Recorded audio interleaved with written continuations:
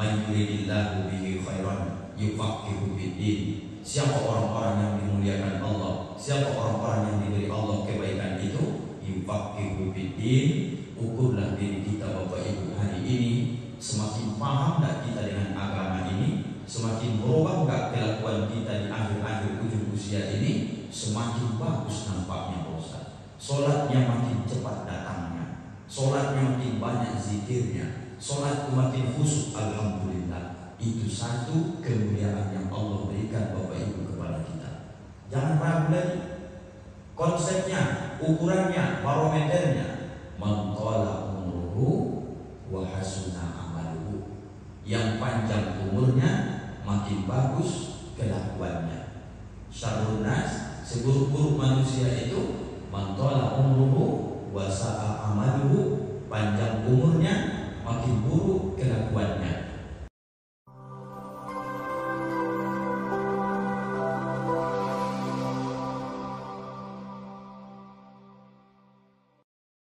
Bismillahirrahmanirrahim.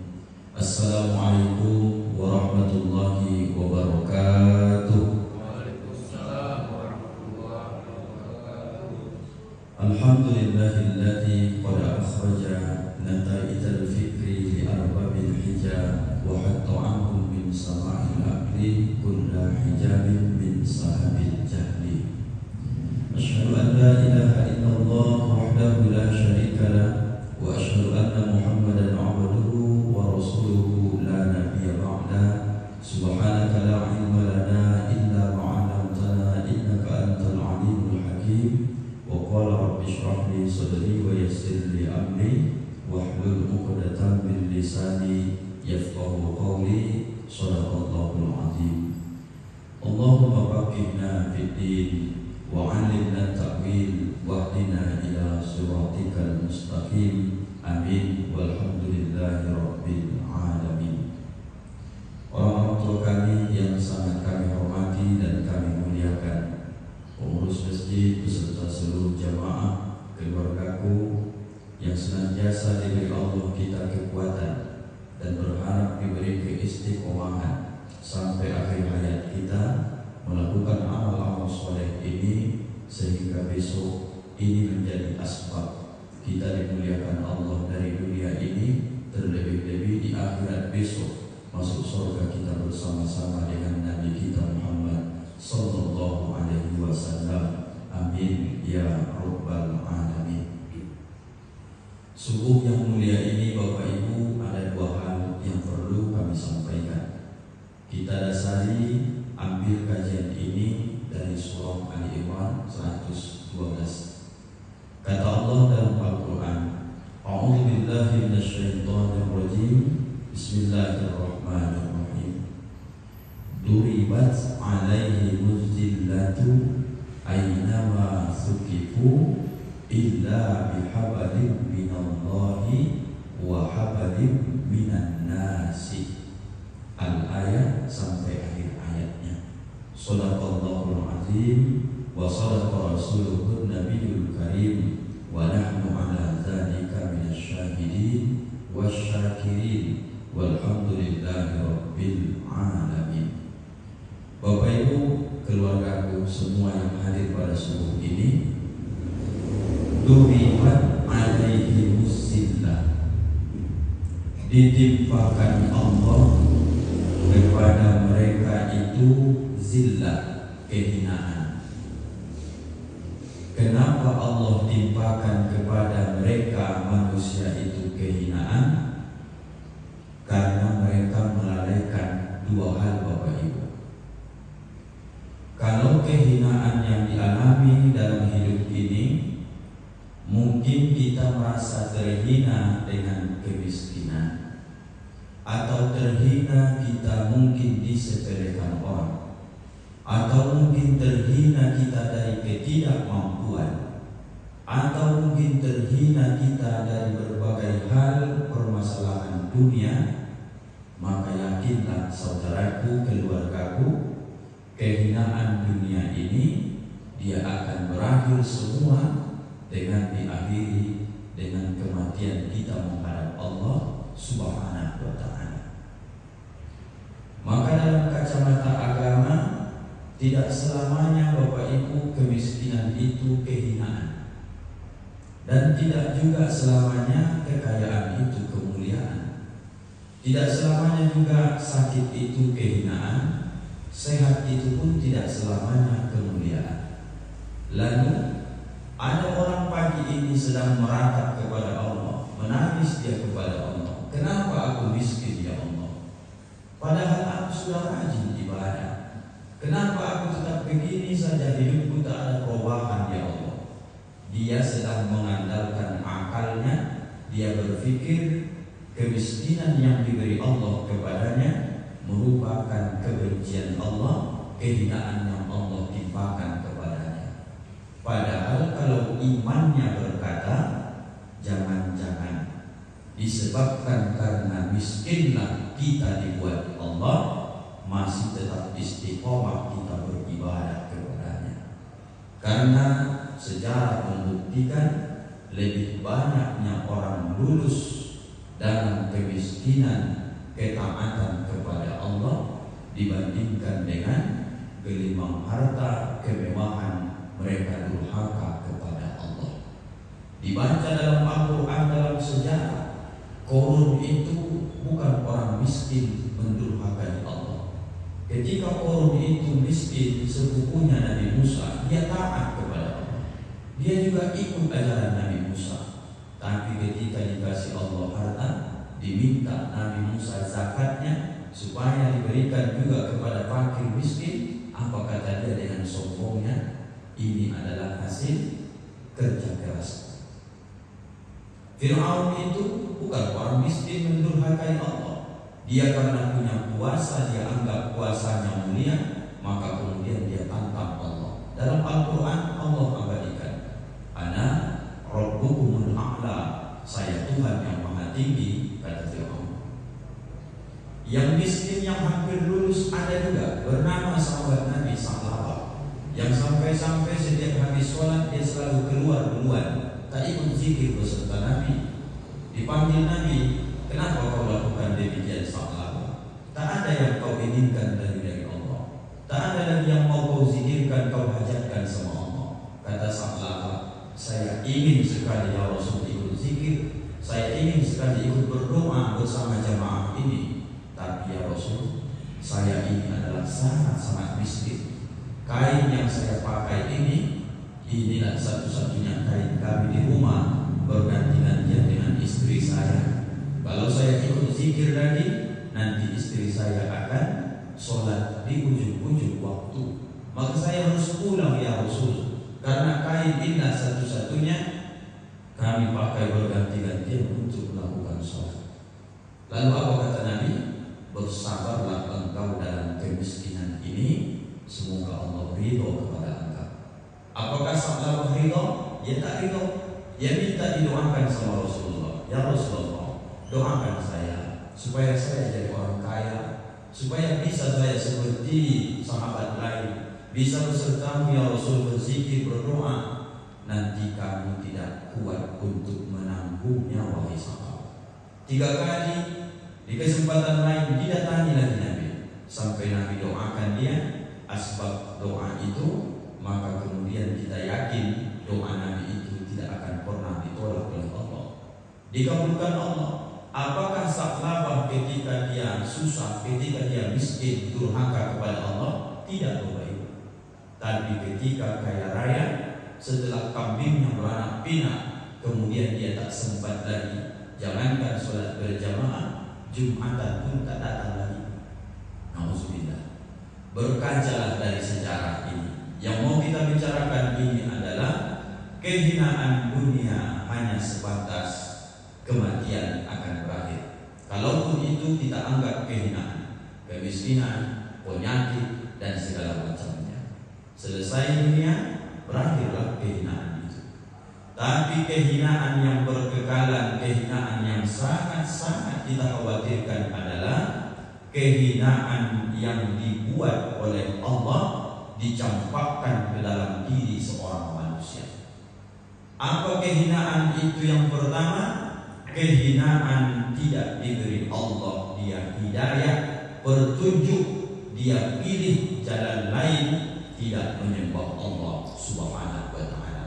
Bahasa kasarnya Bapak Ibu, tidak ada sehina-hina makhluk di atas dunia ini kecuali orang-orang yang ingkar kepada Allah. Bahasa Qur'annya orang-orang kafir Bapak Ibu. Maka syukurkan kepada Allah. Seolah-olah hari ini kita berpikir tak ada perjuangan kita hari ini untuk mendapatkan agama yang benar ini. Disebabkan karena kakek kita Islam, nenek kita Islam, ayah kita Islam, ibu kita Islam. Alhamdulillah, lahir kita secara otomatis kita juga sudah dididik dalam Islam. Ada lagi yang disekolahkan memperdalam agama Islam. Inilah salah satu cara Allah memuliakan hamba. Dia buat hamba itu kenal dengan dia Bapak Ibu. Ini kemuliaan luar biasa Bapak Ibu. Hargai itu, jaga itu, dan alhamdulillah ini kemuliaan yang tidak semua makhluk diberikan oleh Allah. Kalau sehat, banyak orang sehat Bapak Ibu. Kalau berharta, banyak orang kaya Bapak Ibu. Sakit, banyak orang sakit Bapak Ibu. Tapi giliran tentang hidayah, Allah tengok-tengok, Allah bagi.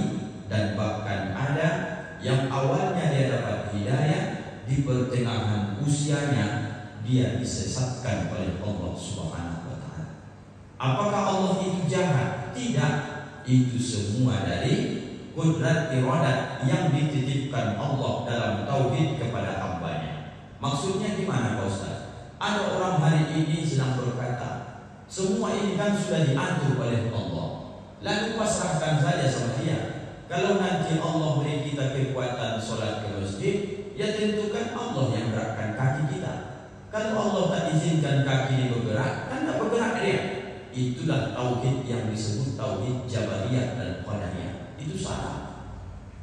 Lalu tauhid sebenarnya, keyakinan sebenarnya adalah ahli sunnah wal jamaah. Apa itu? Sebanding ikhtiar. Apa ikhtiar ini? Diberi Allah kita badan sehat, kaki bisa bergerak, maka dititipkan Allah yang disebut dengan kudrat dan iradah, kemampuan kita.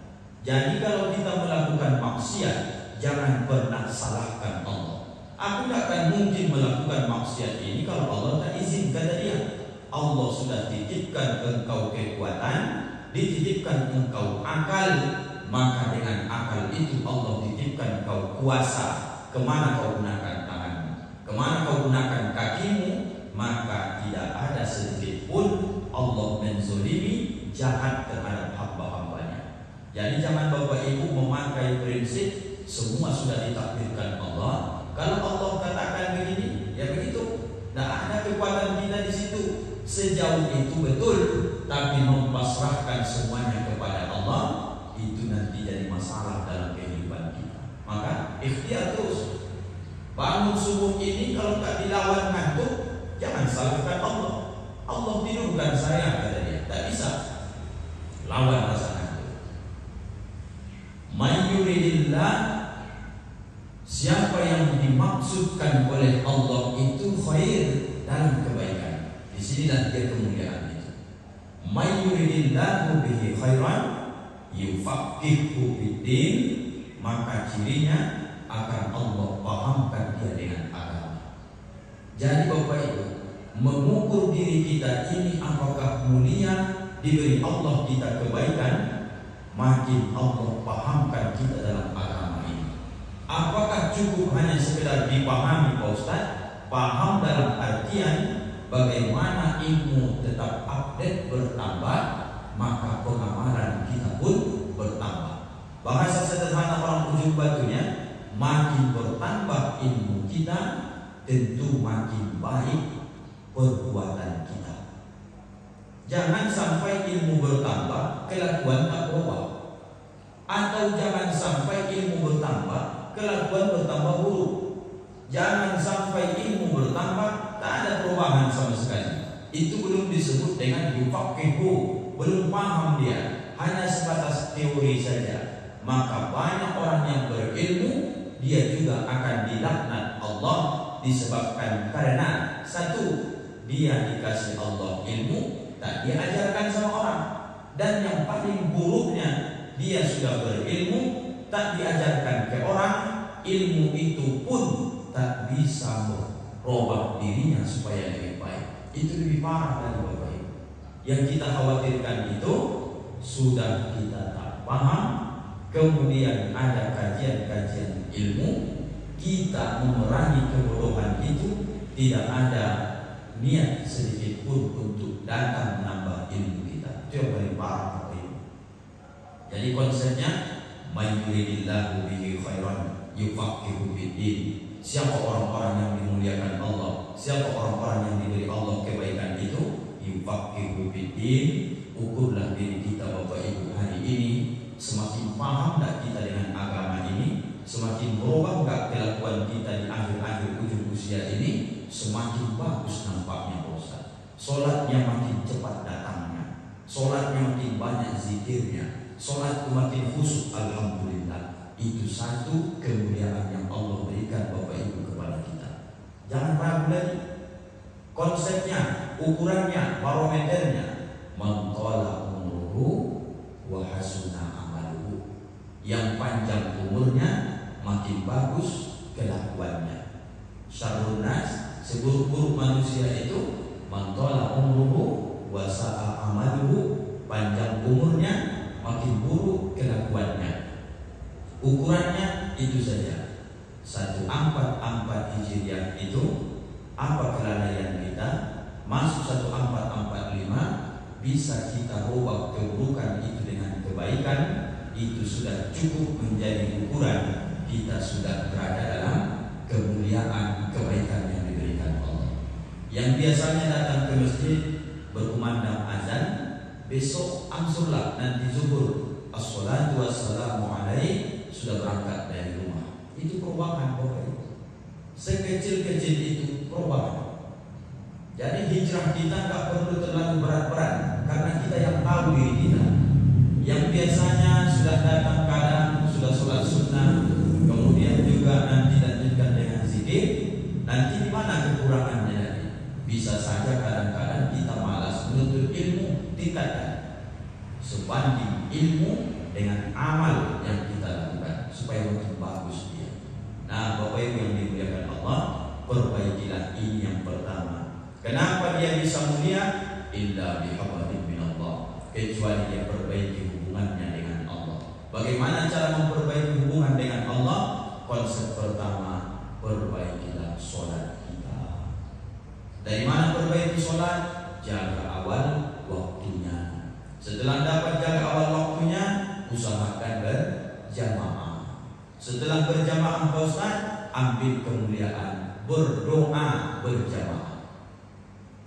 Dari mana kekuatan itu Pak Ustaz? Karena jamaah itu dipesankan dalam Al-Quran. Bagaimana kata Allah?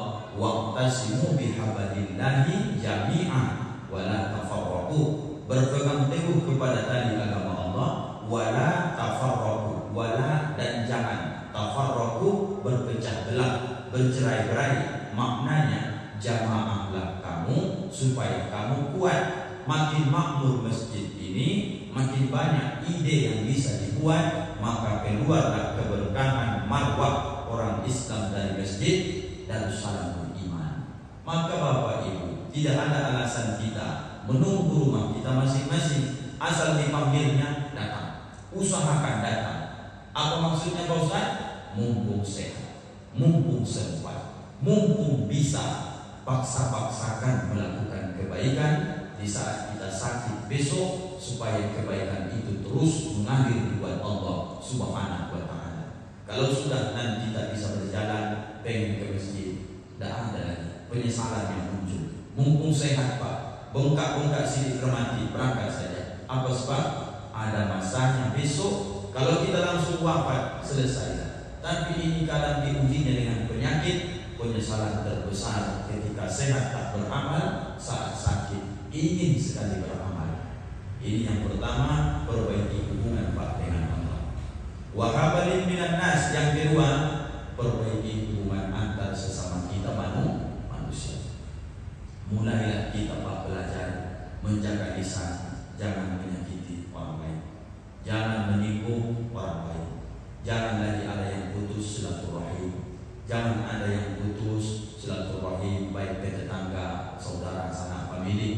Atau yang paling parah, masih suka kita mengambil hak orang lain.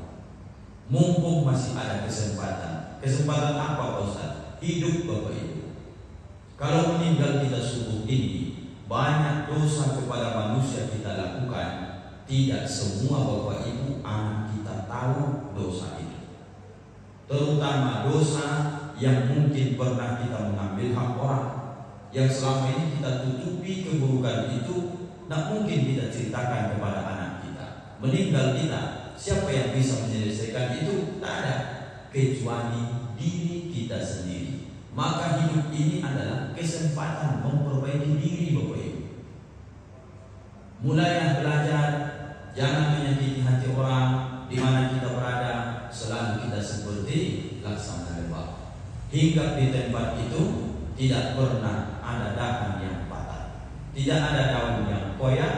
Malah nanti kita berpulang ke hadapan Allah, meninggalkan madu hasil, sehingga dikenang dinikmati oleh orang banyak. Apa maknanya? Orang beriman itu dia pikirkan, jangan sampai aku tinggal di suatu tempat, ada orang yang tersinggung gara-gara ucapanku, ada orang yang merasa terusik gara-gara kelakuanku. Tapi orang beriman berpikir supaya nanti suatu masa saat ini aku beri manfaat kepada orang, ketika aku meninggal nanti kebaikanku tetap mengalir karena pernah aku tanam kebaikan-kebaikan selama hidupku. Itu prinsip Bapak Ibu, siapapun kita. Tidak perlu jadi ustaz menjadi orang baik, tidak perlu menjadi kita punya jabatan jadi orang baik. Semua kita punya kesempatan menjadi orang baik. Jangan sakiti orang, jangan gara-gara kita tersinggung orang. Barometernya kalau ini Bapak Ibu mudah saja. Hadirnya kita ditunggu orang, tak hadirnya kita dicari orang. Dimanapun berada itu sudah berhasil Bapak Ibu. Sekali lagi, hadirnya kita ditunggu orang, tak hadirnya kita dinanti atau dirindukan orang. Jangan dibalik. Hadir kita menjadi rusak suasana, orang merasa tak nyaman. Tak hadir kita, orang mengucapkan alhamdulillah, tidak parah. Jadi prinsip hidup, hadir kita satu majelis, orang memang sangat merindukan hal itu, kehadiran itu. Tak hadir kita, masih ada orang bertanya, kemana si fulan, kemana bapak itu, kemana ibu itu. Siapa yang menanyakan itu? Tentu sahabat-sahabat yang berjamaah.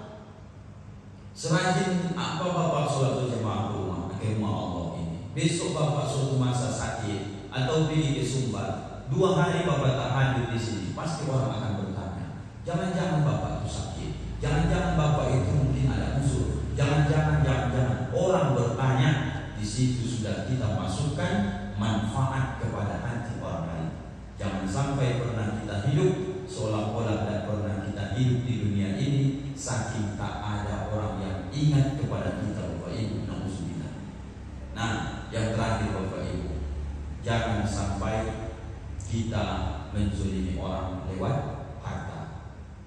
Kalau Bapak Ibu punya orang yang dipekerjakan di rumah atau bekerja di toko kita, katakanlah sekarang karyawan kita, baik yang jaga kebun sawit, baik juga yang membantu rumah kita, jangan Bapak Ibu anggap sepele hal-hal kecil seperti pemberian ujrah ataupun gaji yang sudah disepakati. Tidak akan tahan kita besok keluhan hati orang yang tersakiti. Sekali dia angkat tangannya, maka doanya sangat mustajab kepada Allah Subhanahu wa Ta'ala. Tertuang dalam hadis Nabi, kitab Mukhtarul Ahadits. Ittaqu, takutlah kami. Dakwatul mazlum, doa orang-orang yang sering teraniaya kau sakiti hatinya. Salah satu menyakiti hati orang paling mudah apa? Mengulur pemberian haknya. Itu banyak dilalaikan orang. Mentang-mentang kita bos, mentang-mentang kita bisa punya kuasa, maka kita anggap sepele hal-hal kecil. Ketika dia minta gajinya, Pak, kemarin tanggal 5 janjinya kita gajian. Apa kata dia? Belum ada duit, nanti tanggal 10 saja. Di tanggal 6 sampai ke 10 dia angkat tangannya tengah malam. Atau mungkin dia tak sholat malam, dia hanya sekedar berbisik dalam hatinya, ya Allah, kalau aku pindah dari sini, tentu aku tak ada kerjaan. Tak bisa kuadukan ya Allah sakit hati ini kecuali kepada Engkau, karena susahlah hidupku, maka kemudian aku mau kerja di tempat ini. Rintihan hati seorang hamba yang sakit hatinya gara-gara kezaliman kita, yakinlah Bapak Ibu, jangan-jangan itunya yang membuat kadang-kadang badan kita ini datang penyakit yang tak tahu kita kadang obatnya. Kemudian pemikiran yang tak pernah tenang dibuat Allah, tapi tak sadar kita punya kesalahan kepada orang lain. Jangan main-main Bapak Ibu. Bayarlah upah ataupun gaji orang sebelum keringatnya kering. Itu bermakna ketika kau sudah punya perjanjian jatuh tempo, segerakan. Biar kita yang berhutang, yang penting selesaikan gajinya, daripada nanti kita menunda pembayaran gaji orang lain, dia sakit hati, kemudian dia doa sama Allah, menjadi laknat, hina kita besok dibuat Allah Subhanahu wa ta'ala. Terakhir, kalau harta pernah diambil, cepat-cepat Bapak Ibu balikkan. Apalagi posisi kita sekarang di ujung batu ini, apalagi dia tak mengaji, sudah mulai gelap mata, diukurlah berapa banyak orang yang adik-beradik bersaudara putus silaturahim, itu tak jauh-jauh, pasti masalahnya tentang harta warisan Bapak Ibu. Kasihan kita. Lalu bagaimana? Kalau orang tuanya sudah berlaku adil, mencoba untuk membuat bagian yang sewajarnya, alhamdulillah. Tapi anak-anak ini tak paham ya agama. Yang satu merasa kurang, yang ini pun merasa kurang, lalu kemudian mereka sampai kadang meninggal tak tegur sapa. Ajaran siapa itu? Itulah ajaran setan yang terkutuk, menanamkan kedengkian di hati orang beriman, supaya mengulang sejarah antara Qabil dengan Habil, supaya menjadi kawannya besok di neraka jahanam. Kita yang sudah mengaji Bapak Ibu, daripada silaturahim putus kita adik-beradik, lebih bagus pertama cerahkan mereka dengan agama, bahwa bagian harta faraid, harta warisan diatur dalam Al-Quran. Kalau mereka juga tak terima, maka kemudian apa kata kita yang sudah mengaji? Bagi kalianlah harta ini saya ikhlas karena Allah Subhanahu wa ta'ala. Tujuannya apa? Supaya jangan jadi siksa kepada almarhum, almarhumah orang tua kita di alam kubur sana. Yang tahu itu siapa? Orang yang mengaji Bapak Ibu. Orang yang tak mengaji tak paham dia itu. Karena orang yang hakikatnya tak pernah mengaji ilmu, dia yang nampak hanya zahirnya saja. Ketika dia mati besok, baru dia paham batin. Bagaimana kita perlakukan ayah ibu kita hari ini di kuburan sana, mohon maaf, 2 kali lipat besok anak cucu kita akan lebih memperlakukan kita dari itu. Yang baik ditanam, baik kita tuai. Nanti yang buruk kita tanam, keburukan berlipat ganda Allah timpakan kepada kita. 2 perkara ini Bapak Ibu, kajian subuh kita pada kesempatan ini dalam rangka muhasabah diri, memperbaiki hubungan dengan Allah, perbaiki hubungan dengan manusia. Penutupnya, jangan lupa Bapak Ibu keluargaku, besok hari Kamis kita puasa sunnah tasu'ah. Hari Jumat besok lanjutkan dengan puasa Asyura. Kalau masih mampu, lanjutkan tanggal 11 puasa Muharram. Mampu yang 2 saja, tasu'ah dengan Asyura, pahalanya kata Nabi dalam hadis mengampunkan dosa kita setahun yang sudah berlalu. Semoga kita semua sehat, panjang umur, bisa kemampuan untuk melakukan ketaatan. Mudah-mudahan terus kita isi sisa umur hidup ini dengan amal-amal soleh, insyaallah. Terima kasih Bapak Ibu atas segala kebaikan penghormatan ini, atas kesempatan ini. Allah yang sebaik-baik membalas kebaikan, kesalahan, kebodohan kami dalam menyampaikan kajian ini. Pasti ada kesalahan, maafkan Bapak Ibu Ustaz dunia dan akhirat. Maaf